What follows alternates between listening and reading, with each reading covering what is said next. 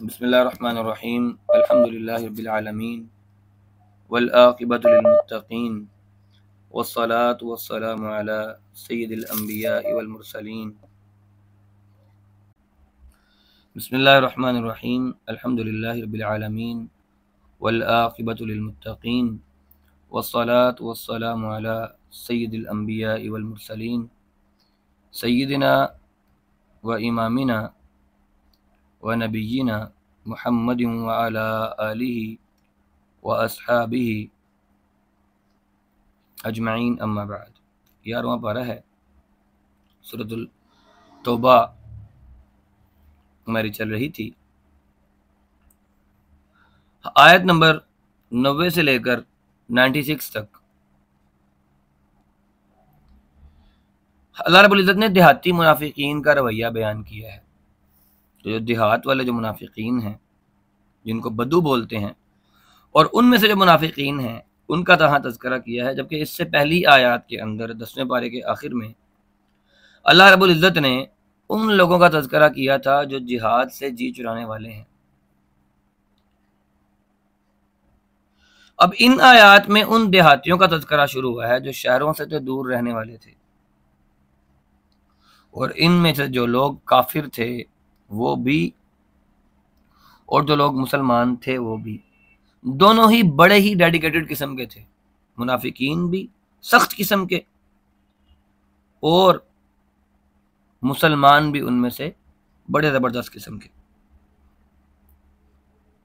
और फिर दरमियान में अल्लाह ताला ने उन माजूरों की कैफियत भी बयान कर दी है जो वाकई ही जिहाद में तो जाना चाहते थे, लेकिन अपनी जिस्मानी माजूरी या अपनी माली माजूरी की वजह से वो जा नहीं सके।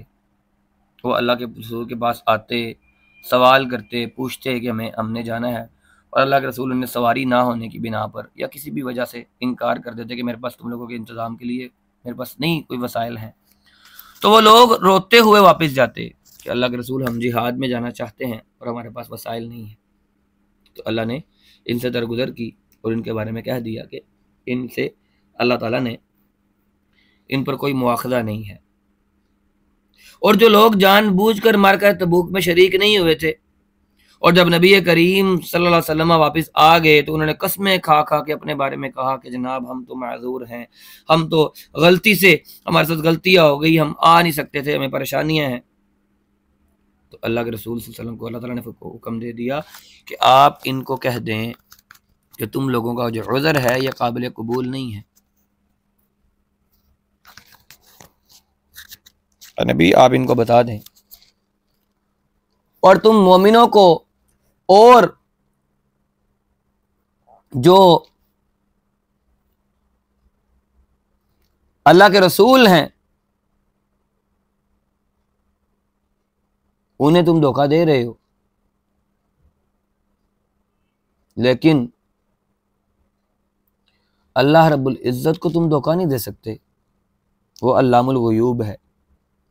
और आगे उन आयत नंबर 97 और 99 के अंदर अल्लाह ताला ये बद्दू लोगों का, जो बद्दू मुनाफिक थे, इनकी जो कसाते क़ल्बी थी, जो इनकी सख्त दिली थी, वो क्यों थी, इसका बयान किया है कि शहरी लोग तो अहले इल्म और अहले हक की सोबत से मुस्तफीद होते हैं, उनसे मिलते जुलते रहते हैं, आते जाते रहते हैं और इन्हें मौका मिलता है। लेकिन देहाती लोग जो हैं वो मिलते जुलते नहीं हैं, उनकी जहनी तरबियत नहीं हो पाती, और ये देहाती लोग अल्लाह की राह में खर्च करने को अपने ऊपर एक चिट्ठी समझते हैं, जुर्माना समझते हैं, और इस इंतजार में रहते हैं कि हम किस मुसीबत में का शिकार हो गए हैं, हम तो आज़ाद हैं। लेकिन जो देहाती मुखलिस होते हैं वो अल्लाह और अल्लाह के रसूल पर ईमान लाने वाले हैं, और वो जो कुछ अल्लाह की राह में खर्च करते हैं वो उसके बारे में समझते हैं कि ये अल्लाह ताला इससे हम अल्लाह ताला के करीब होंगे।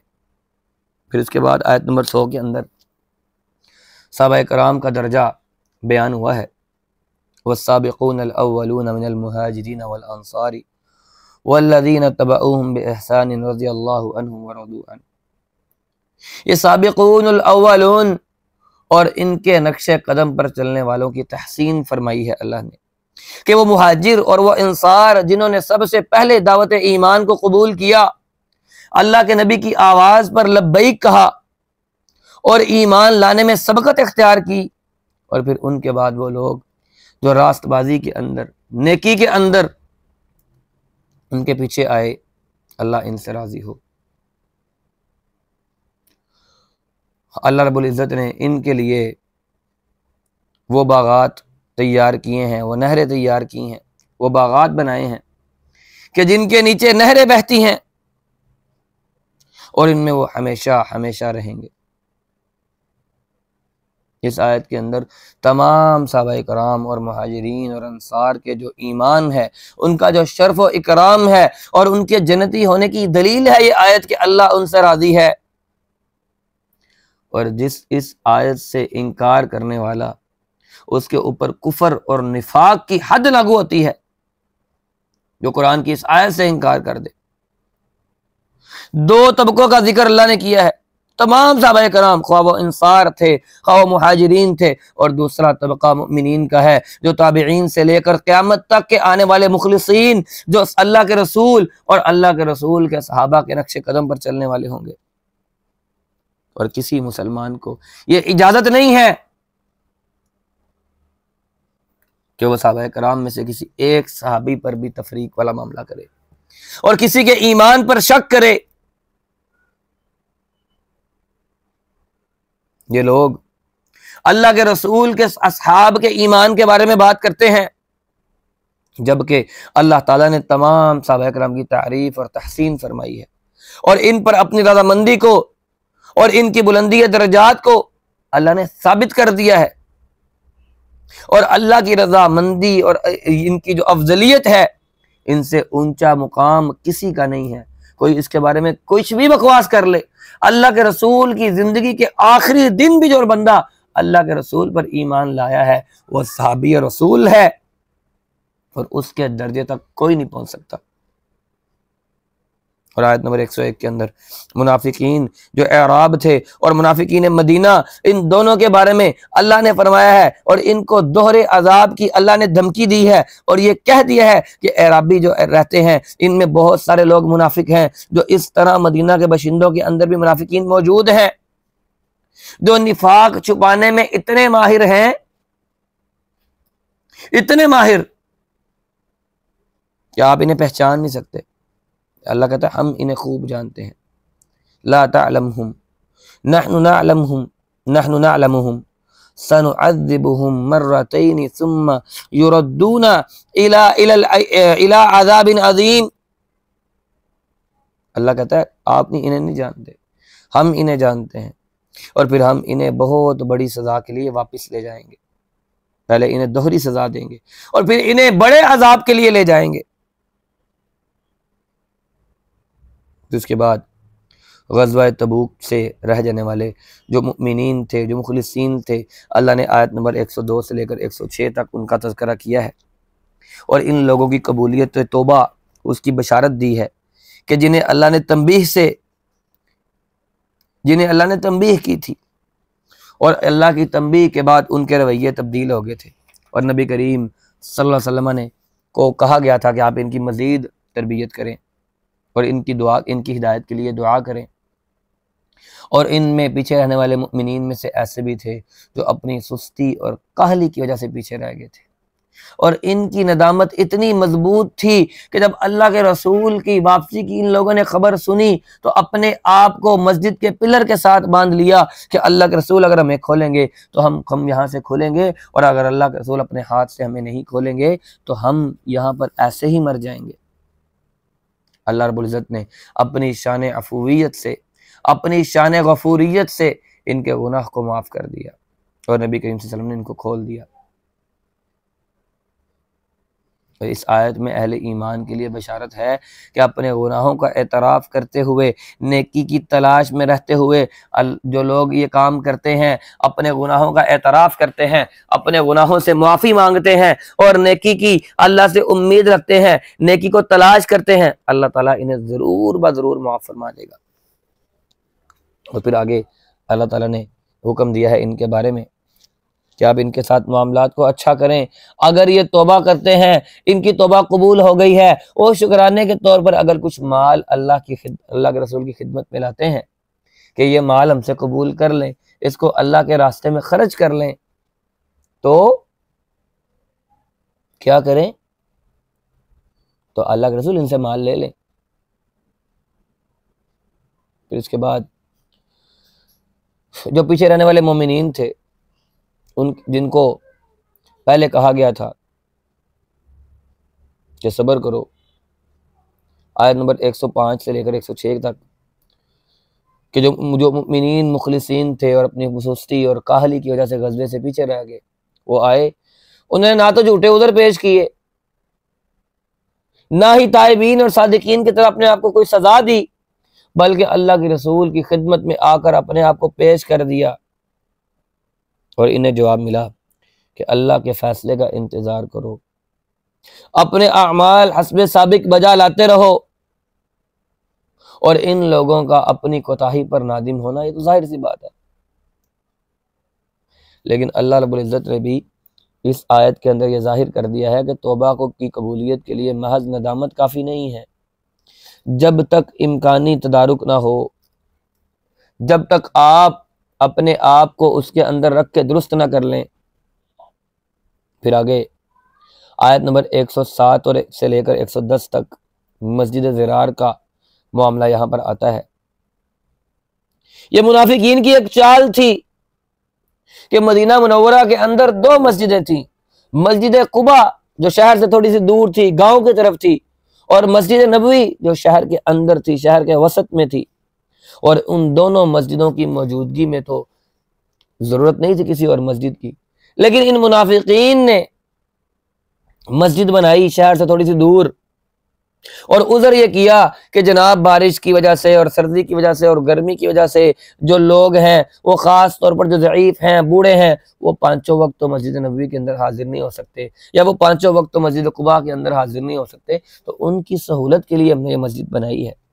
और अल्लाह के रसूल के पास आए कि आप आएँ और यहाँ पर इफ्तिताही नमाज पढ़ाएँ। तो अल्लाह के रसूल ने कहा कि भाई इस वक्त तो जंग की तैयारियों में मशगूल हूँ, जंग तबूक में जा रहे थे, एक बड़ी अहम मुहिम जो है वो दरपेश है, इस मुहिम से वापस आता हूँ तो फिर देखूंगा। अल्लाह के रसूल तबूक चले गए।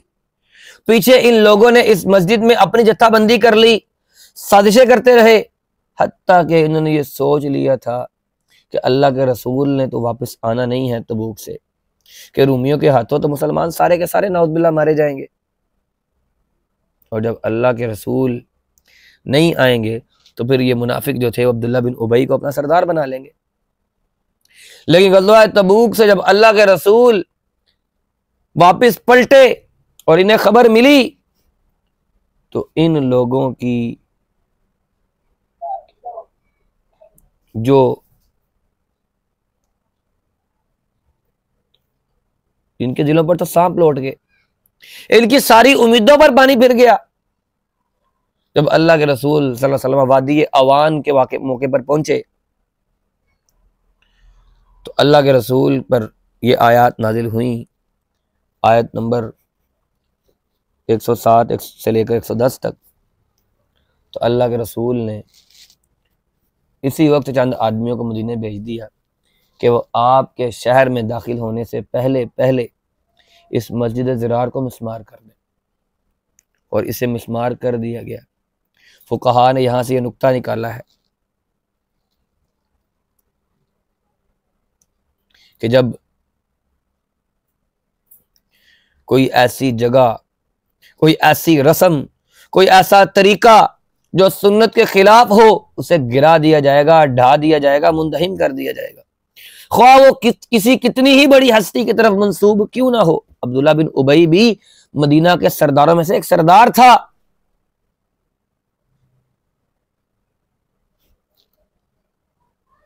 और इसके साथ ही अल्लाह ताला ने मस्जिद कुबा और कुबा के करीब रहने वाले लोगों के बारे में तारीफ़ कर दी कि वो पाकबाज लोग हैं। इस वजह से, इसकी वजह यह भी है कि वो मस्जिद भी पाकीज़गी की नीयत से ही बनी थी। फिर आगे आयत नंबर 111 से लेकर 113 तक अल्लाह ताला ने मुखलिसीन और मुमिनीन का जो वादा है अल्लाह के साथ उसको बयान किया है कि मुनाफिकीन के मुकाबले में मुमिनीन का अल्लाह के साथ ये मामला है कि इनका मालो जान सब कुछ अल्लाह के लिए है और अल्लाह की मग़फ़िरत, अल्लाह की रज़ामंदी और अल्लाह की जन्नत इनके लिए है। इसलिए अहले ईमान को अल्लाह के साथ इस सौदे पर खुश हो जाना चाहिए और अल्लाह ने इन्हें इस कामयाब तिजारत की मुबारकबाद दी है। अत्ताइबून अल-आबिदून अल-हामिदून अस्साइहून अर्राकिऊन अस्साजिदून अल-आमिरून बिल मअरूफी वन्नाहून अनिल मुनकरी वल-हाफिज़ून लिहुदूदिल्लाह वबश्शिरिल मुमिनीन। कि ये तौबा करने वाले, ये नमाजें पढ़ने वाले, ये अल्लाह के आगे झुकने वाले, ये डरने वाले, ये रुकू और सुजूद करने वाले, ये नेकी का हुक्म देने वाले, ये बुराई से रोकने वाले, अल्लाह की हदूद की हिफाजत करने वाले, ये मुमिनीन हैं। अल्लाह के रसूल इनको खुशखबरियां सुना दे।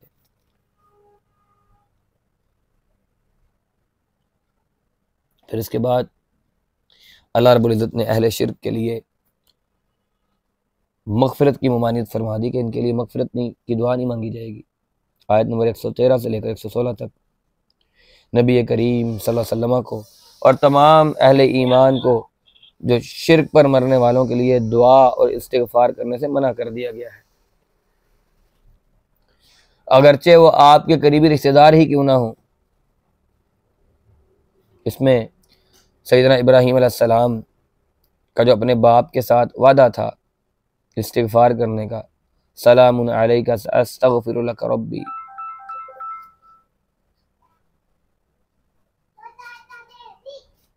सूरत मरियम के अंदर, कि मैं तेरे लिए अपने रब से बख्शिश मांगूंगा। और ये उस वक्त की बात है जब उनसे खैर की तवक्को मुतवक्के थी। जब उनकी बगावत वाज़ेह हो गई तो सैयदना इब्राहीम ने इनसे ऐलान बराअत कर दिया। ज़िंदगी में मुशरिक और काफिर के लिए जो दुआ मांगी जाएगी जब वो जिंदा हो, वो मांगी जाएगी उसकी हिदायत के लिए कि अल्लाह इसको हिदायत दे दे, लेकिन मरने के बाद इनके लिए दुआए मग़फ़िरत नहीं मांगी जाएगी। फिर इसके बाद आयत नंबर 117 और 118 के अंदर मुखलिसीन जिन्होंने अल्लाह के रसूल के सामने आकर अपना उज़र कोई नहीं रखा था बल्कि अपने आप को अल्लाह के रसूल के हवाले कर दिया था, उनकी तौबा की कबूलियत के बारे में यहां पर बात हो रही है।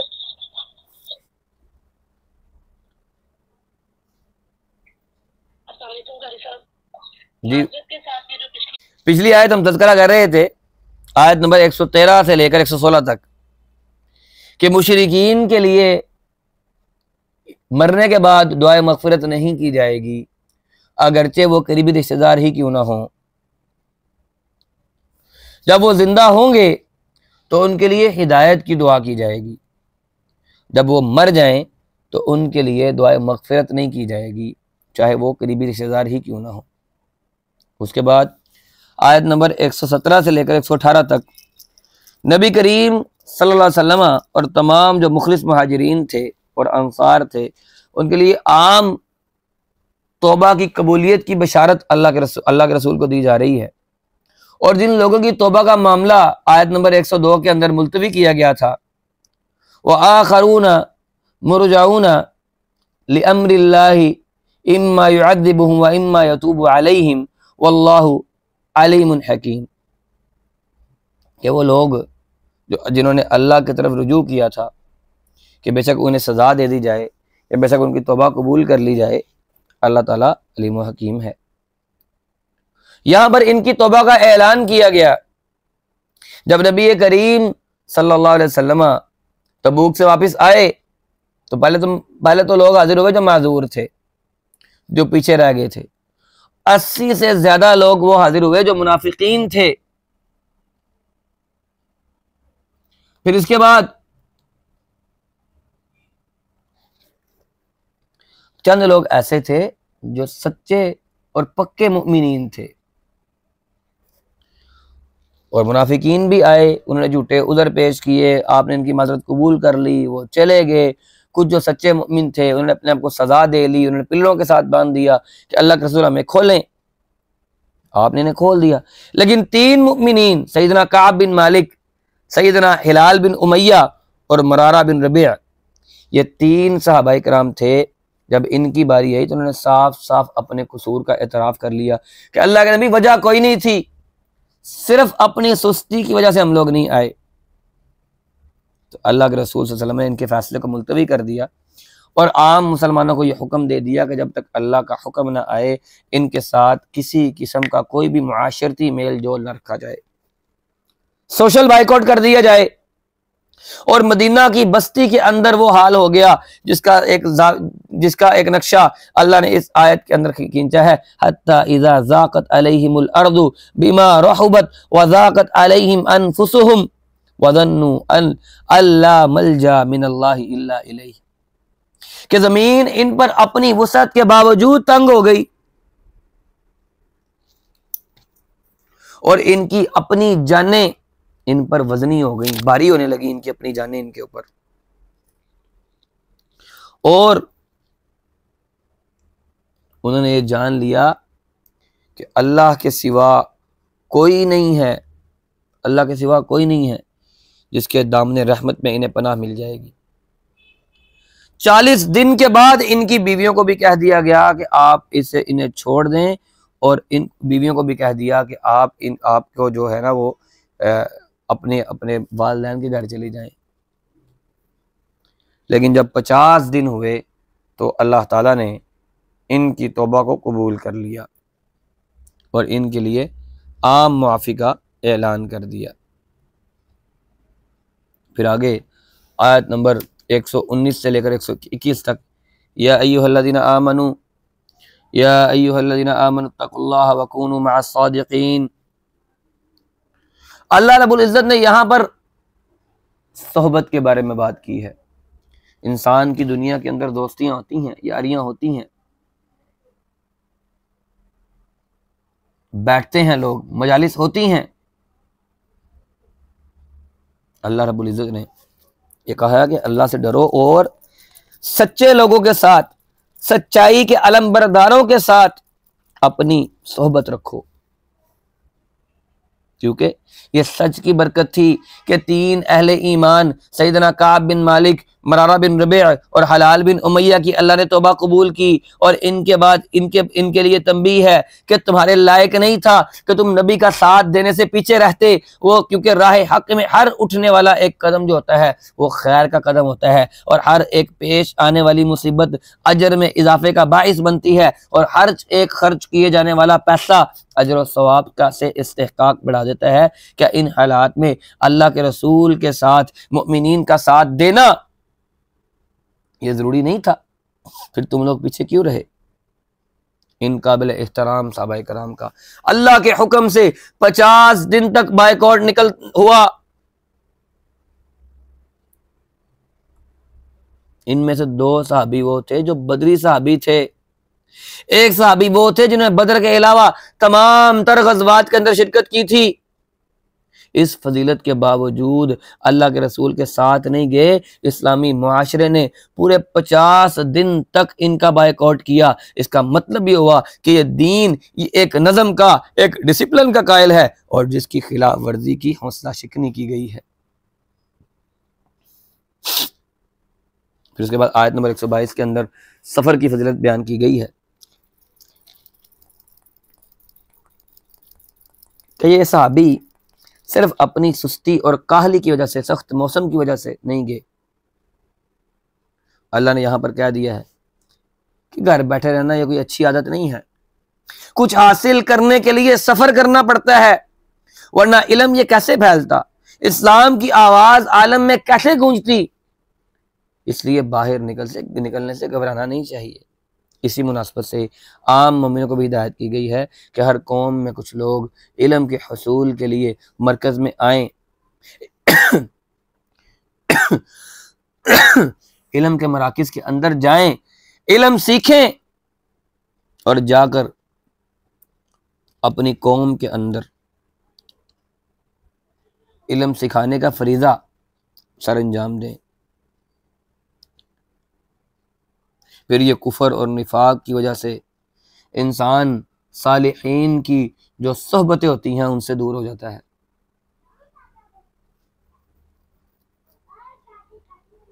ये देहातियों के अंदर ये कुफर और निफाक में सख्ती और ये तासुब और जिद और जिहाद से जी चुराने की बड़ी वजह क्या है? बड़ी वजह है नबी करीम सल्लल्लाहु अलैहि वसल्लम की और सालिहीन की सोहबत से महरूमी और इस्लामी मरकज से दूरी। जिसकी वजह क्या है? वजह यह है कि ये लोग अल्लाह की किताब के अहकाम और हराम और हलाल की हदूद से आगाह ही नहीं होते। ये खेलना कूदना और अपने मालों जानों के साथ लगे रहना, यही इनका काम है। और कहते हैं जी हमारी तो तरबियत ही नहीं है, तो हम ये काम कैसे करेंगे? तो इन लोगों के लिए दीन से बेरगबती और मरकज से ला ताल्लुकी और इसका इलाज वो क्या है? वो दीन का इल्म हासिल करना है। तो इसका पस मंज़र ये है कि बद्दुओं ने नबी करीम सल्लल्लाहु अलैहि वसल्लम से और सालिहीन से बहुत कम सोहबत पाई है। लिहाजा वो हलाल हराम की हदूद से बिल्कुल बेखबर है। लिहाजा कुफर की और निफाक की बीमारी इन पर बहुत जल्दी सोहबत इख्तियार कर लेती है इनके साथ। ये आज के मुसलमानों के लिए भी ये नसीहत है। आज कितने आराम से मौलवियों को, दीनदारों को गालियां देते हैं।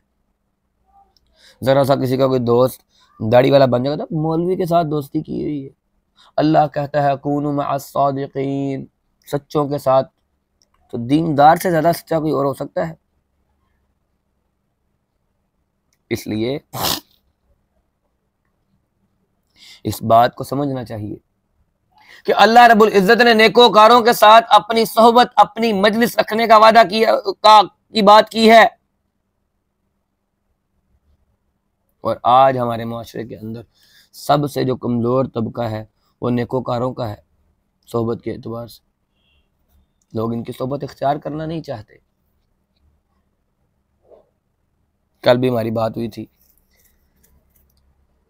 कि यही वाली जो आयत है फलौला नफर मिन कुल्लि फिरकतिन मिनहुम ताइफतुन, यही आयत मदीना यूनिवर्सिटी के ऊपर भी लिखी हुई है, उसके मेन दरवाजे के ऊपर। क्योंकि यह यूनिवर्सिटी भी और हर मदरसा भी इसी लेवल पर ही बनता है कि तालिबे इल्म यहाँ पर आए, इल्म हासिल करें और जाकर अपने इलाकों के अंदर, अपने मुल्कों के अंदर, अपने शहरों, अपने मोहल्लों के अंदर जाकर दीन का, शरीयत का, अहकाम का काम करें। लोगों को खराफात से, बिदआत से दूर ले आए, इन्हें कुफर से, निफाक से निकाल लें और लोग अहले ईमान जो हैं अल्लाह के शुक्रगुजार बंदे बनकर अल्लाह के हुजूर पेश हो जाएं।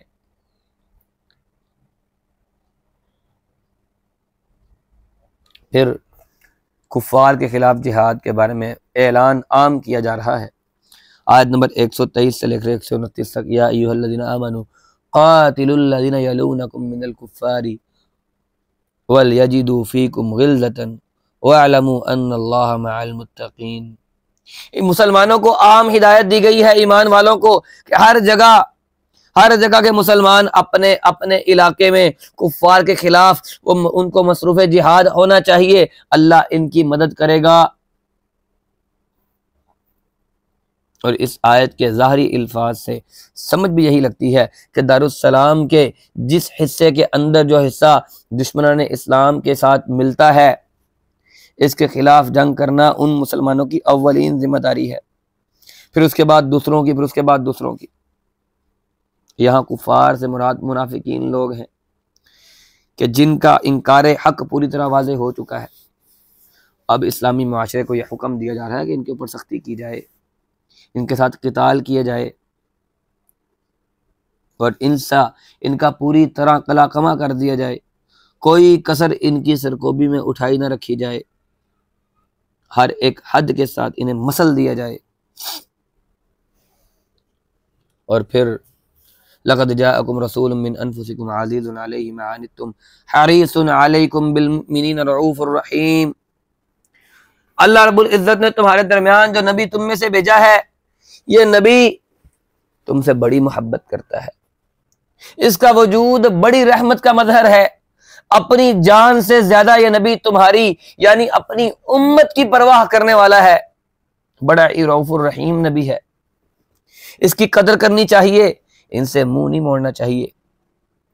अगर कोई शख्स ऐसा करेगा तो नुकसान होगा। आज के दौर में अगरचे अल्लाह के रसूल मौजूद नहीं है, लेकिन अल्लाह के रसूल की हदीस मौजूद है। आज जो शख्स अल्लाह के रसूल की हदीस से एराज करता है, मुंह मोड़ता है, यकीन करें इस्लामी मुआशरा और ये दीन, ये शरीयत और अल्लाह की रहमत उससे मुंह मोड़ लेगी।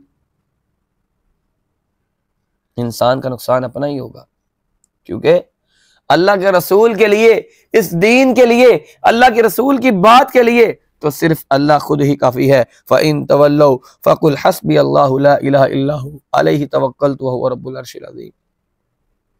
ऐ नबी, अगर ये आपकी तरफ से मुंह मोड़ लेते हैं, आपकी बात को सुनते नहीं हैं, तो आप फिक्र ना कीजिए, इनको कह दीजिए कि मेरे लिए तो मेरा अल्लाह ही एक काफी है, मैं उसी पर तवक्कल करता हूं और वो अल्लाह,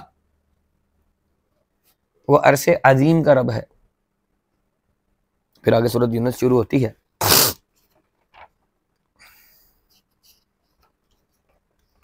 सूरत यूनुस मक्की सूरत है, इसकी 109 आयात है, 11 रुकू हैं, बहुत ज्यादा मज़ामीन के साथ ये सूरत उतरी है। इसका नाम इसकी आयत नंबर 98 से लिया गया है और सूरत का मौजू जो है वो सैयदना यूनुस अलैहिस्सलाम की कोई कहानी नहीं है, लेकिन इनके वाक़ये की जो इनफरादियत है, उस इनफरादियत की वजह से इस सूरत का नाम रखा गया है। और इस सूरत के मजमून से यह मालूम होता है कि यह सूरत मक्का के आखिरी दौर में नाजिल हुई, जब नबी करीम सल्लल्लाहु अलैहि वसल्लम और आपके जो असहाब थे उनके खिलाफ कुफार मक्का की तरफ से मुखालफत पूरे जोरों पर थी, और ना ही वो मक्का वाले सहाबा कराम को अपने दरमियान बर्दाश्त कर रहे थे और ना ही ये खुद हिदायत पर आ रहे थे। तो इन सूरतों के ज़रिए अल्लाह ने इन्हें तंबीहात जारी की हैं कि शायद वो समझ जाएं, तौबा कर लें। शुरू से लेकर आखिर तक एक तकरीर की तरह ये सूरत है। इसमें मुखालिफिन को उनके इंजाम से बाखबर किया गया है, जो नबी करीम सल्लल्लाहु अलैहि वसल्लम को कतई तौर पर रद्द कर देने की सूरत में कि जो तुम लोग अल्लाह के रसूल को रद्द कर रहे हो, तुम्हें इसका भुगतान कैसे भुगतना पड़ेगा। और सूरत में दावत का अंदाज ये है कि तौहीद रबूबियत और हयात उखरवी के बाब में जो अक़वाम गुजरी हैं, जो मिलतें गुजरी हैं, उनसे ठोस शवाहिद पेश किए गए हैं, और जो उसबियत और जाहली जो उससे महफूज चीज़ें थीं, जो लोग उससे उसबियत से और जाहलियत से महफूज हैं, उनकी इस्लाह वाला काम हो सके।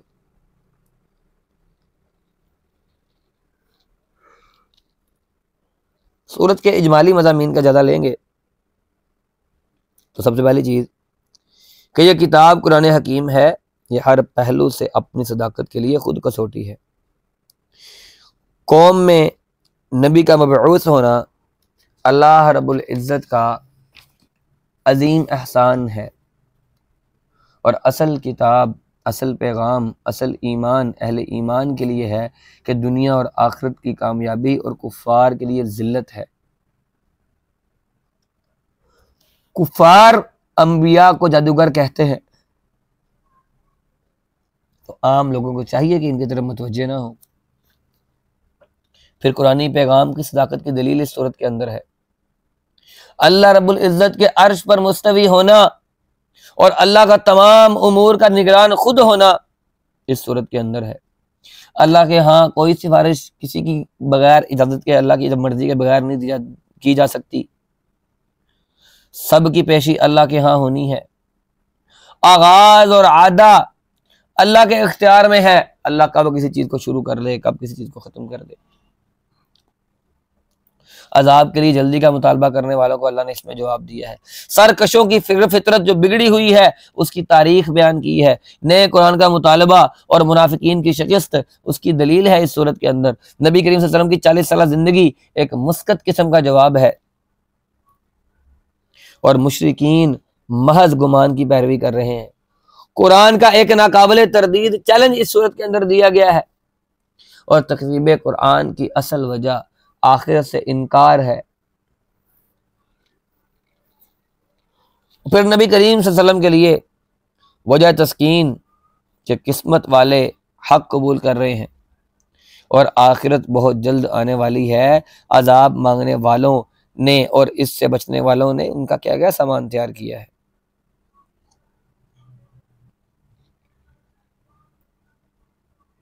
फिर उसके बाद ये दुनिया के काफिर ये सारी दौलत भी खर्च कर लें तो इन्हें अजाब से छुटकारा इनका कबूल नहीं होगा। फिर कुरान पाक की 4 सिफ़तों का तज़किरा यहाँ पर हुआ है कि ये वाज़ है, ये शिफा है, ये हिदायत है और रहमत है। फिर हिल्लत और हुर्मत का इख्तियार सिर्फ अल्लाह के पास है, इसका तज़किरा हुआ है। सैयदना नूह की कौम को खुला चैलेंज दिया गया है। सैयदना मूसा अलैहि सलाम का जादूगरों के साथ मुकाबला, उसका तज़किरा किया गया है।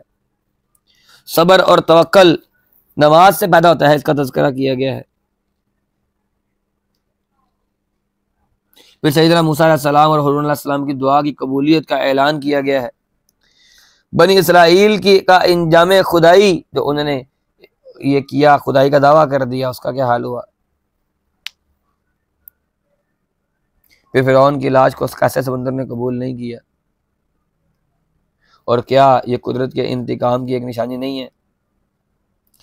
फिर से ज़मीन और आसमान निशानियों से भरे पड़े हैं, उसके बावजूद तुम मुआजिज़ात मांगते हो। और फिर आखिर में मुकज़्ज़िबीन को तंबीह की गई है और अल्लाह के रसूल सल्लल्लाहु अलैहि वसल्लम को बिलाखिर ये बताया गया है कि आप ही कामयाब होंगे और आपके जो मुखालिफिन हैं वो रुसवा होंगे। बिस्मिल्लाहिर्रहमानिर्रहीम। अलिफ लाम रा तिल्का आयातुल किताबिल हकीम अकाना लिन्नासि अजबन इन्ना औहैना इला रजुलिन मिनहुम अन अंज़िरल नासा वबश्शिरिल लज़ीना आमनू अन्न लहुम क़दम सिद्क़िन इंद रब्बिहिम क़ालल काफ़िरून इन्न हाज़ा लसाहिरुम मुबीन। अलिफ लाम रा, ये पुरहिकमत किताब की आयात हैं। और क्या लोगों को इस बात पर ताज्जुब है कि हमने इनमें से एक शख्स को इनके पास वही देकर भेज दिया है कि वो लोगों को डराए और ईमान वालों को खुशखबरी दे कि इनके रब के पास इनसे इन्हें पूरा पूरा मर्तबा मिलेगा। और काफिरों ने कहा है कि ये बंदा सरीहतन जादूगर है, नाउज़ुबिल्लाह। यहाँ पर अल्लाह रब्बुल इज़्ज़त ने जो मौजू इख्तियार किया है वो दावत का किया है। इसमें दावत है, फहमाइश है और तंबीह है। और कलाम का आगाज इस तरह की होता है कि ये पुरहिकमत किताब की आयात हैं जो अल्लाह ने इन्हीं में से एक शख्स को चुनकर उस पर उतारी हैं। कोई शख्स बाहर से नहीं आया। तो फिर इनको ताज्जुब किस बात का है? सिर्फ इसलिए कि वो शख्स इंसान है, इनमें से है, और वो नबी कैसे बन गया है। हालांकि जो वो बात पेश कर रहा है इसमें कोई बात अजीब नहीं थी। वो तुम्हें इस हकीकत से आगाह कर रहा है कि कायनात का मालिक और कायनात का खालिक और कायनात का मुंतजिम वही तुम्हारा आका है, वही तुम्हारा मालिक है, वही बंदगी के लायक है, वही है सिर्फ। और ये कि मौजूदा जो दुनियावी जिंदगी है उसके बाद एक उखरवी जिंदगी का दौर आने वाला है जिसमें तुम्हें तुम्हारे हर एक अमल का हिसाब देना पड़ेगा। अब बुनियादी सवाल यह है कि तुम वहां पर सजा पाओगे या जजा पाओगे। फिर आगे आयत नंबर 5 से लेकर 10 तक अल्लाह रब्बुल इज़्ज़त ने तख्लीक़ कायनात की दलील पेश की है। अल्लाह ने आफाकी किस्म की शहादत पेश करते हुए फरमाया है कि यह कायनात कोई खेल तमाशा नहीं है। गौर और तदब्बुर करने वाले इस हकीकत पर ईमान रखते हैं कि इसके बाद एक रोज ऐसा आने वाला है कि सिर्फ वही लोग इस हकीकत से गाफिल हैं जो मुमिनीन हैं वो तो ईमान रखते हैं कि एक दिन अदल का आने वाला है, और जो गाफिल लोग हैं वो इस हकीकत से गाफिल हैं क्योंकि वो अल्लाह की निशानियों पर गौर नहीं करते, इस दुनिया की दिलचस्पियों के अंदर वो मगन रहते हैं। ऐसे लोगों का ठिकाना जहन्नुम है, और अल्लाह ताला ईमान और नेक अमल करने वालों को इनके ईमान की बदौलत नेमत के बागों में दाखिल करेगा, जहां वो कामयाबियों पर शादा होकर एक दूसरे को मुबारकबाद देंगे और अल्लाह की नेमतों की तकमील इनकी ज़ुबानों पर और इनके तराने होंगे शुक्र के कि अल्लाह तूने हमें नेमत दी है। क्या कहेंगे वो? दावाहुम फीहा सुब्हानकल्लाहुम्मा व तहय्यतुहुम फीहा सलाम व आखिरु दावाहुम अनिल हम्दुलिल्लाहि रब्बिल आलमीन। इनके लिए सलामों के तोहफे पेश किए जाएंगे, ये अल्लाह की तस्बीहात बयान करेंगे। क्यों? जन्नत के अंदर जाकर उन्हें इस दुनिया के अंदर जो कुछ दर्दें थीं सब की सब उनकी ख़त्म हो जानी है। फिर आगे आयत नंबर 11 और 12 के अंदर अल्लाह ताला ने सरकश लोगों को इस दुनिया में जो ढील दे रखी है, इसकी वजह यह है कि वो रहमत करने में तो जल्दी करता है लेकिन कहर करने में जल्दी नहीं करता। अगर वो रहमत की तरह कहर करने में भी जल्दी करने वाला होता तो इन सरकशों का किस्सा कब से खत्म हो चुका होता। फिर आयत नंबर 13 और 14 के अंदर पिछली उम्मतों का हवाला दिया गया है कि अब उनका माजी देखो और उससे सबक सीखो। ये लोग आखिर उन लोगों के हालात से सबक हासिल क्यों नहीं करते? अल्लाह ताला ने इन्हीं की जगह पर तुम्हें पैदा किया है। सुम्मा जअलनाकुम खलाइफ फिल अर्दि मिन बअदिहिम लिनुनज़रा कैफ तअमलून। अल्लाह कहता है उन्हीं की जगह पर, उन्हीं के बाद तो हम तुम्हें लेकर आ गए हैं इस जमीन पर कि हम जान लें कि तुम अमल कैसे करते हो, और तुम फिर डरते नहीं हो, तुम फिर सीखते नहीं हो माजी से। आखिर तुम्हारे साथ उससे उनसे मुख्तलिफ मामला कैसे होगा जब तुम भी करतूत उन वाले कर रहे हो, तो जो उन्होंने किया और उनके साथ जो अल्लाह ने किया, अब तुम भी वही काम करोगे तो तुम्हारे साथ भी अल्लाह वही वाला मामला करेगा जो उनके साथ हुआ था। फिर आयत नंबर 15 से लेकर 19 तक मुनकरीन की जानिब से जो एक मुतालबा किया गया,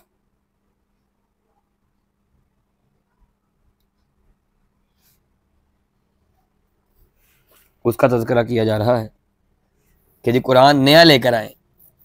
आयत नंबर 15 से लेकर 19 तक ये तौहीद से बेदारी के सबब कुरैश का ये मुतालिबा कि अगर हमें कुरान सुनाना है ना तो इस कुरान के सिवा कोई और कुरान लाओ, या कम से कम इस कुरान के अंदर ऐसी जो तरमीम है वो कर दो कि हमारे लिए ये नागवार ना हो।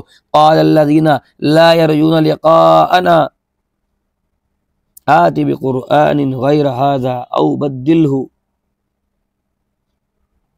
ए नबी करीम सल्लल्लाहु अलैहि वसल्लम की तरफ से इसका जवाब कि मैं तो तुम्हारे सामने अल्लाह की वही पेश करता हूँ, मुझे इसमें किसी तब्दीली और किसी तरमीम का कोई इख्तियार नहीं है, और तुम जानते हो कि तुम्हारे अंदर अपनी ज़िंदगी का एक तवील तर हिस्सा 40 साल मैंने तुम्हारे अंदर गुजारे हैं, और इस दौरान मैं कोई दावा या कोई दावत लेकर मैं नहीं उठा।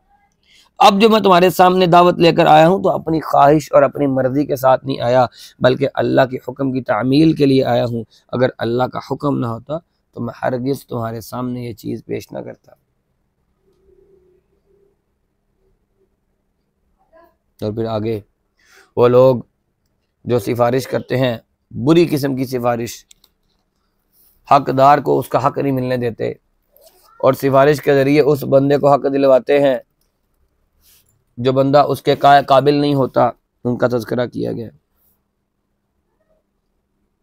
और साथ ही जिन बाबों को, जिन पीरों फ़कीरों को हम अल्लाह के यहाँ अपना सिफारशी समझते हैं, उनका तज़किरा भी है। वयअबुदून मिन दूनिल्लाहि मा ला यज़ुर्रुहुम वला यनफ़उहुम व यक़ूलून हाउलाइ शुफ़ाआउना इंदल्लाह। वो कहते हैं ना कि हमारे बाबा जी बड़े पहुंचे हुए बाबा जी और हमें बचा लेंगे। अल्लाह कहता नहीं, ये जिनकी तुम मेरे अलावा इबादत करते हो ये तुम्हें बचा नहीं सकते, ये तुम्हें बचा नहीं सकते, ये सिर्फ तुम्हारे जहनी मफरूज़े हैं,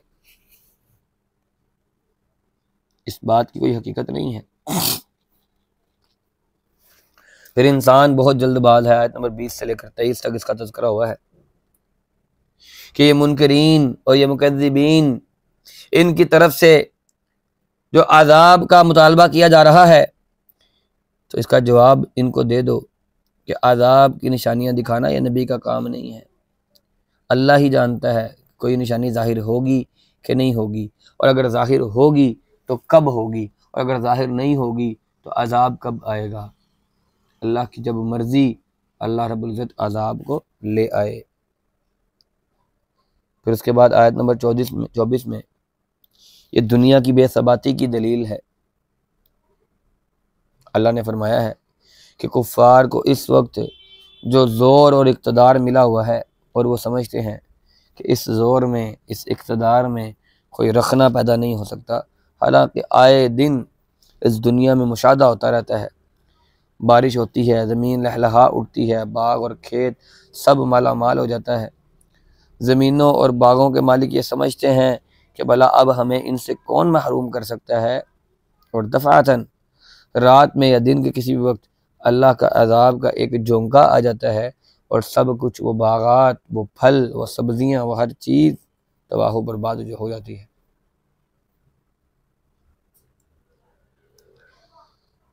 अल्लाह ताला की जो दावत है वो है दारुस्सलाम की तरफ, नेक मुल्कों की तरफ, मुसलमान मुल्कों की तरफ। वल्लाहु यदउ इला दारिस्सलाम, अल्लाह की दावत है तुम्हारे लिए दारुस्सलाम की तरफ। वयहदी मन यशाउ इला सिरातिन मुस्तकीम, और अल्लाह ताला ही है जो सिरात मुस्तकीम की तरफ तुम्हें हिदायत देगा। फिर आगे तख्लीक़ कायनात के अंदर इन फ़र्ज़ी माबूदों का कोई हिस्सा नहीं है। इस बात का इजहार आयत नंबर 28 से लेकर 32 तक कि जिन माबूदों पर तुम लोग तकिया किए रखे हो,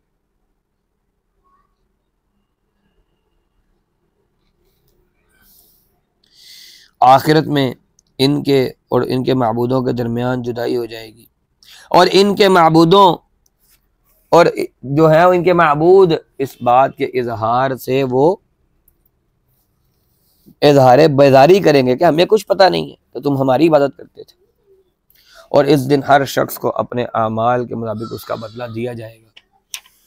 फिर उसके बाद आयत नंबर 37 से लेकर 44 तक कुरान करीम का एक बहुत बड़ा मुतालिबा, एक बहुत बड़ा चैलेंज अल्लाह ने दिया है कि कुफ़ार का मुतालबा तो ये है ना कि नया कुरान लाने में या इसे बदल देने का अब इससे तफसीली जवाब दिया जा रहा है। अल्लाह ने कहा है कि ये कुरान कोई मनगढ़ंत चीज़ नहीं है, इसकी पेशन गोइयाँ साबिका सहीफ़ों में मौजूद हैं, और इन्हीं पेशन गोइयों का हिस्सा है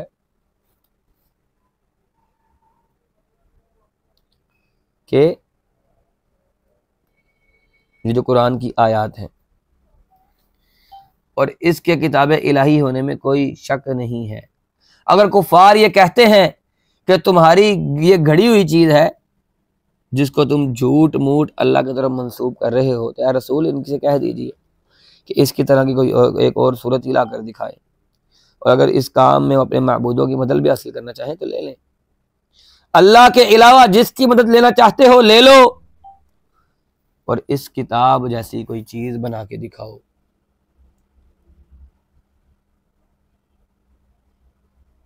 इस किताब जैसी कोई चीज़ बनाकर दिखाओ। फिर इसके बाद आदाब से बचने की ज़रूरत है। आयत नंबर 45 से लेकर 58 तक कि इन काफिरों को जिस अजाब की नुईद सुनाई जा रही है कि अगर तुम लोग अल्लाह और अल्लाह के रसूल पर ईमान नहीं लाते, अल्लाह की भेजी गई किताब पर तुम लोग जो हो वो ध्यान नहीं देते, अल्लाह की बात को नहीं मानते, तो फिर अल्लाह के रसूल जो तुम्हें कह रहे हैं ना कि अजाब आ जाएगा, अजाब आ जाएगा, तो अजाब आ जाएगा।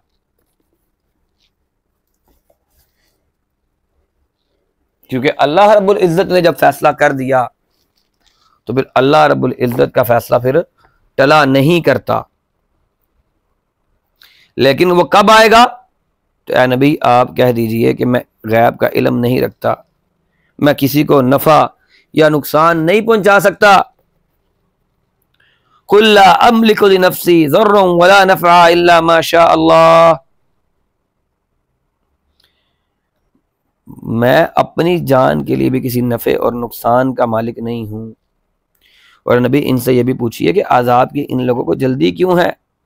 इस आज़ाब का मुकाबला करने के लिए इन्होंने क्या सामान तैयार कर रखा है? हालांकि सारी दुनिया भी इसका फिदिया अदा करे तो फिर भी आज़ाब इनसे छूट नहीं सकता।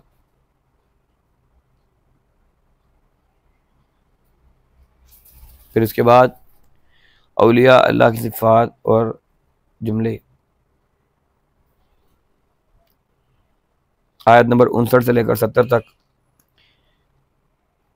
अल्लाह ताला अपने बंदों के हक में बेइंसाफी नहीं करता। अल्लाह ताला के दोस्तों के लिए कोई गम,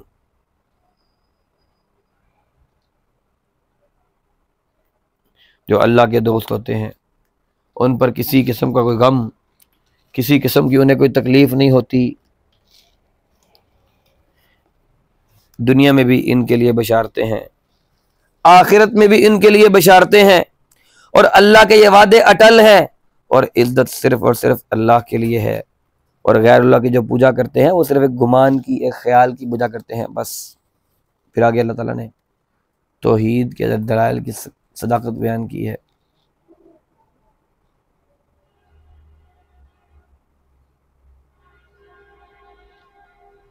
फिर इसके बाद तौहीद के दलाइल की सदाकत के लिए अल्लाह ने तारीख की रोशनी में कुछ बात कही है।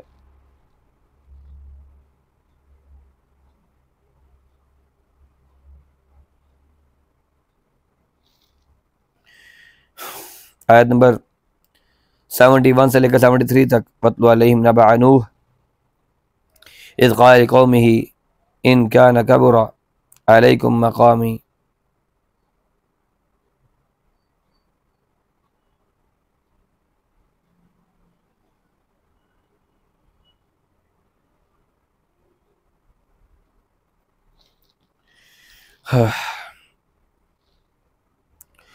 अल्लाह रब्बुल इज़्ज़त ने यहाँ पर नूह अलैहिस्सलाम का किस्सा बयान किया है और इनकी तौहीद इसी तरह से नापसंद की गई जैसे कुरैश के लोगों ने नबी करीम सल्लल्लाहु अलैहि वसल्लम की तौहीद को नापसंद किया। और नूह अलैहिस्सलाम की भी उन पर भी सख्तियाँ ऐसी हुई कि उन्हें मारने तक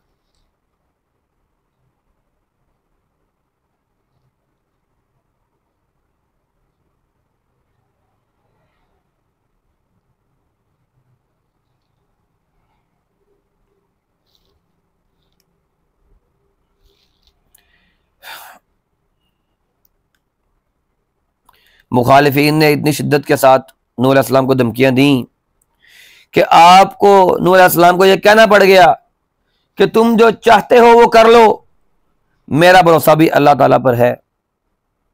और सैयदना नूह का ये कौल है, इन कान कबुरा अलैकुम मक़ामी व तज़कीरी बि आयातिल्लाह।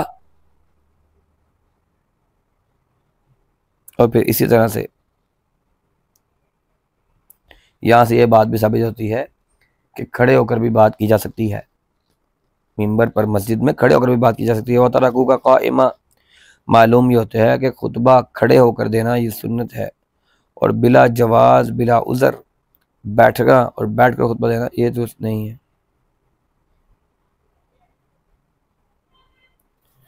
फिर आगे अल्लाह ने कुछ तज़किरे किए हैं माजी के, आयत नंबर 84 से लेकर 93 तक कि सैयदना नूह अलैहिस्सलाम के बाद सैयदना मूसा अलैहिस्सलाम तक अंबिया और इनकी जो सरगुज़श्त थी उसका अल्लाह ने इजमाली तज़किरा किया है। और जिनसे नबी करीम सल्लल्लाहु अलैहि वसल्लम को और अहले ईमान के लिए एक गोनाए तसल्ली और तशफ़ी भी था कि इस तरह के हालात पहले भी वाक़े हो चुके हैं। अगरचा आप इसी तरह से मेरा तवक्कुल भी करते शक करते रहते हैं, लेकिन ये अंबिया, ये पैगंबर, ये दोनों जहानों के अंदर कामयाब होंगे।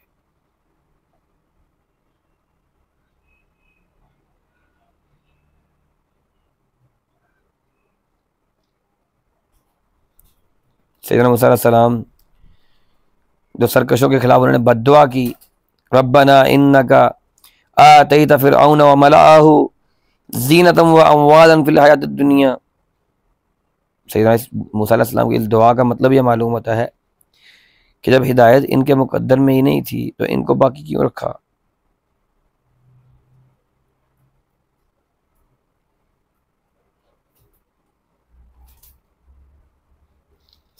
यहाँ पर मूसा अलैहिस्सलाम ने जब दुआ इनके लिए की, जिसका मतलब ये बनता है कि अल्लाह जब हिदायत इनका मुकद्दर ही नहीं है तो अल्लाह इनको बाकी क्यों रखा है तूने। ये अपने कुफर में ही तरक्की करते चले जा रहे हैं, तो अल्लाह ऐसे बदबख्तों की हलाकत और बर्बादी की तमन्ना ही करनी चाहिए। फिर जैसा कि इंसान जो है वो किसी भी मूजी जानवर, जैसे कि सांप है, बिच्छू है, टुआ वगैरह है, इसी तरह जो लक़द अजिबतु लक़द उजीबत दावतुकुमा फस्तकीमा। तो ये मफहूम है कि सैयदना नूह अलैहिस्सलाम को और मूसा अलैहिस्सलाम को और हारून अलैहिस्सलाम को जब उनकी ये दुआ कबूल कर ली गई थी और इन्हें अपने मौक़िफ़ पर अमल करते रहने और अपनी शरीयत के दावत को, मिशन को आगे लेकर चलेंगे। और इससे ये भी साबित होता है सूरत अल इमरान में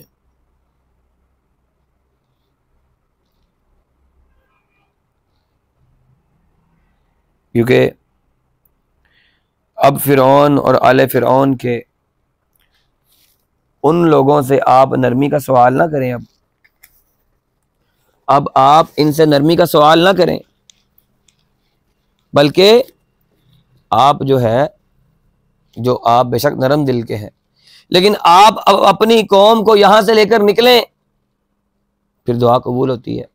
फ़िरऔन डूब जाता है।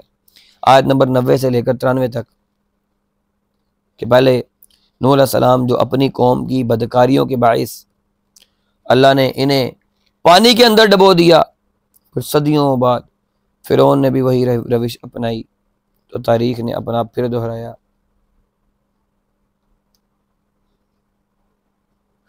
कि फ़िरऔन को अल्लाह ने पानी में डबोकर हलाक कर दिया और बनी इसराइल को निजात दे दी। कि फ़िरऔन के जिस्म को दफनाने के को फना होने से बचाने के लिए इसकी लाश हमेशा के लिए इबरतनाक बना दी।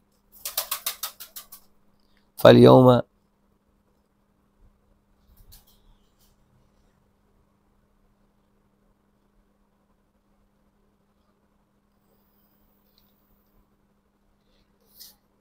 अल्लाह ने इसकी लाश को निशाना इबरत बना दिया। फिर उनको डुबोया और फिर अल्लाह ने इसके जिस्म को दुनिया के लिए इबरत बना दिया। डूबते वक्त उसने ईमान लाने का कोशिश की कि मैं ईमान ले आऊँ, लेकिन मोहलत गुजर चुकी थी, इसलिए रद्द कर दिया गया। तफसीर के अंदर मिलता है कि उसने कोशिश की कि मैं ईमान ले आऊं, लेकिन जिब्राइल अलैहिस्सलाम ने इसके मुंह के अंदर मिट्टी डाल दी। और फ़िरऔन की लाश महफूज रखने का मकसद क्या था कि इसे क़यामत तक के लिए इबरत बना दिया। और जिस वक्त ये कुरान भी नाजिल हो रहा था, इस वक्त तक फ़िरऔन की लाश दरियाफ्त नहीं हुई थी, बल्कि 1907 में जब सर ग्राफ्टिन एच स्मिथ ने इसकी मम्मी के ऊपर से जब पट्टियां खोली तो इस पर एक नमक की मोटी तह जमी हुई पाई, जो खारे पानी में इसकी गरकाबी की अलामत थी। आज फ़िरऔन की वो लाश काहरा के अजायब घर के अंदर मौजूद है और इसकी नाक का कुछ हिस्सा जो है वो ज़रूर कुछ ख़राब हुआ है। शायद नाक उसका जो था, जिस नाक को ऊंचा रखने के लिए उसने सारा कुछ किया था, शायद अल्लाह ने वो नाक काट दी है। शायद उसकी नाक को मछलियाँ ना खा गई हों, और फिर जब फिरौन ने डूबते वक्त ईमान का इकरार किया, लेकिन अकड़ इसकी फिर भी नहीं गई, फिर भी कहता है, ये नहीं कहा मैं अल्लाह पर ईमान लाता हूं, बल्कि कहता है मैं इस पर ईमान लाता हूं जिस पर बनी इसराइल ईमान लाए। अब एक तो ये कि तौबा का वक्त गुजर चुका था, और दूसरा ये कि इसने बिलवास्ता ईमान का इकरार किया था, तौबा का वक्त गुजर चुका था। कौम यूनुस का ईमान उस वक्त कबूल हुआ था, और इसका सबब भी यह था कि यूनुस अलैहिस्सलाम अल्लाह का हुक्म आने से पहले पहले ही, अल्लाह की इजाज़त के बगैर ही वो निकल चुके थे, और अभी इनके निकलने का वक्त नहीं आया था। इसलिए कौम की गलती को छोड़ दिया गया और नबी को भी मोहलत दे दी गई। फिरौन का ईमान कबूल ना करना, ना इसे, फिरौन ने जो ईमान कबूल किया उसे कबूल नहीं किया गया, और इसे घर के आब से निजात नहीं मिल सकी। इसके दो असबाब हैं, मुसलसल नाफरमानी और फसाद फिल अर्द। तो मालूम ये होता है कि आखिरी वक्त में भी इंसान का किरदार और माजी बिल उमूम मुअस्सर होता है। ये नहीं है कि मरते वरते वक्त नेक हो जाओ तो नेकी कबूल हो जाएगी, नेकी कबूल नहीं होती। ये लाजिम है कि इंसान नेकी के साथ ही ज़िंदगी गुजारे। जब इंसान नेकी के साथ ज़िंदगी गुजारता है तो फिर मरते वक्त भी नेकियां कबूल हो जाती हैं। फिर आयत नंबर 93 से लेकर 103 तक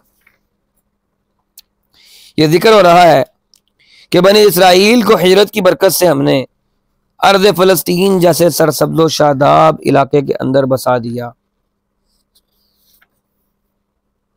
लेकिन अल्लाह ने इनके पास जो रिज़्क़ था वो वाफिर कर दिया। लेकिन इस बदबख्त कौम ने हमारी कदरदानी नहीं की और इख्तलाफ और मुबाहस के अंदर उलझ गए। और जाहिल आदमी की जहालत जो होती है बड़ी तकलीफ से होती है, लेकिन पढ़े लिखे की जिद, उसकी हट धर्मी, उसका इख्तिलाफ और उसका ना मानना ये निहायत मुल्हक साबित होता है। ये हलाक करने का अगले को भी और अपने आप को भी हलाकत का बाइस होता है। और बनी इसराइल आज तक यही करते चले आ रहे थे, और आज हम भी यही करते हैं कि जानने के बावजूद मानते नहीं हैं। इसी पस मंजर में नबी करीम सल्लल्लाहु अलैहि वसल्लम ने फरमाया, अल्लाह के रसूल से फरमाया जा रहा है कि जो कुछ तुम पर नाजिल किया जा रहा है वो बिल्कुल हक है, और मुखालिफीन का ये शोर होगा, ये तुम पर असरअंदाज ना हो और तुम अपने दिल के अंदर किसी किस्म के शक या शुबे के अंदर ना पड़ जाना। ये अहले किताब में से साले और नेक लोग भी तुम्हारे हक पर होने की गवाही देंगे, और इसकी तकरीब करने वाले वो अपने अमाल के सबब अल्लाह के कानून की जद में आ चुके हैं। अब इनको जितनी मर्जी निशानियां दिखा दें वो उस वक़्त तक ईमान नहीं लाने वाले जब तक फैसला कुन अजाब ना देख लें, और अजाब के वक्त फिर अल्लाह ताला किसी का ईमान कबूल नहीं करता। अल्लाह ताला तो ये चाहता है कि लोग अकल से और समझ से काम लें, ईमान लेकर आएं और अजाब की निशानियां देख कर ना ईमान लाएं। लेकिन अगर अल्लाह को इनका मजबूरी वाला ईमान या मजबूरी वाला काम मतलूब होता तो अल्लाह के लिए क्या मुश्किल थी, वो मजबूर कर देता। अल्लाह सबको ही हाँक कर ईमान के डगर पर लगा देता, लेकिन अल्लाह रब्बुल इज्जत ने ऐसा नहीं किया। ईमान की तौफीक इनको नसीब होती है जो अकल से और बसीरत से काम लेते हैं, लेकिन जो लोग अपने दिलों पर निजात के नजासत के अंबार लगा लेते हैं ना, अपने दिलों के अंदर कचरा भर लेते हैं, इनके लिए ईमान की राहें नहीं खुलती। और ऐसे लोगों को कोई बड़ी से बड़ी निशानी ही फायदा पहुंचा सकती है, वरना इन्हें आम और सीधी बात समझ नहीं आती। पहले तो ये लोगों की तरह गुमराह कुन जो फैसले का दिन है, गुमराह लोगों की तरह उसका इंतजार करते रहते हैं। तो फिर अल्लाह ने कहा कि ऐसे तो फिर ऐसे ही सही। और इस दिन तो हमारे रसूल और इनके पैरोकार ही बच पाएंगे। यौमन नंजी रुसुलना वल्लज़ीना आमनू, कि उस दिन सिर्फ जो निजात पाएंगे वो अल्लाह के रसूल और अल्लाह के रसूलों के मानने वाले होंगे, और अल्लाह ने किसी को नहीं बख्शना। फिर आगे आयत नंबर 104 से लेकर आयत नंबर 9 तक, सूरत 109 तक सूरत का इख्तिताम भी है। अल्लाह ने फैसला कुन ऐलान भी कर दिया है कि नबी करीम की ज़ुबान से मुखालिफिन के सामने एक फैसले का ऐलान कर दिया कि मैं सिर्फ और सिर्फ अल्लाह की इबादत करता हूं और उनकी इबादत नहीं करता जिनकी तुम पूजा करते हो। फला अअबुदुल्लज़ीना तदऊना मिन दूनिल्लाह वलाकिन अअबुदुल्लाह हल्लज़ी यतवफ़्फ़ाकुम।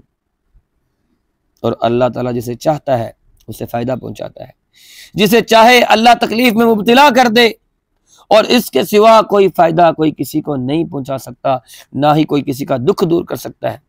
व इम यमसस्कल्लाहु बिज़ुर्रिन फला काशिफ़ लहु इल्ला हु।